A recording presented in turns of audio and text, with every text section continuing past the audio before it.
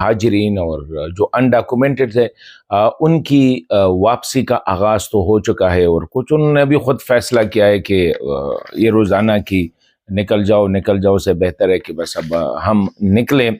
जो मसाइल हैं कौन से बड़े मसाइल है और कौन से बड़े डर है कि ये क्यों नहीं जा रहे। मेरे ख्याल में इस पे थोड़ा सा हम अगर वक्तन फ़वक्तन पाकिस्तानी हुकाम को ये कह रहे हैं कि ये जो मसला है अफगान रेफ्यूजीज़ का, ये लीगल और क़ानूनी से ज़्यादा ये एक ह्यूमैनिटेरियन मसला है।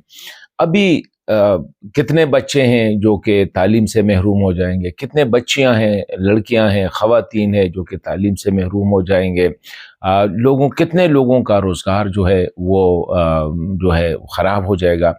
इसको समझने के लिए हमें पहले पीछे जाना पड़ेगा, जब वो निकल रहे थे तो कितना नुकसान हुआ था। नंबर वन, इस वक्त पाकिस्तान में तालीमी साल जो है ना ख़त्म हुआ है, नया तालीमी साल शुरू हो रहा है।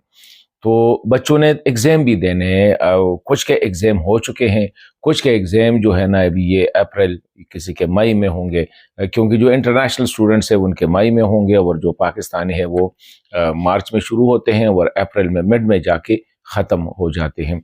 उनके मसाइल हैं।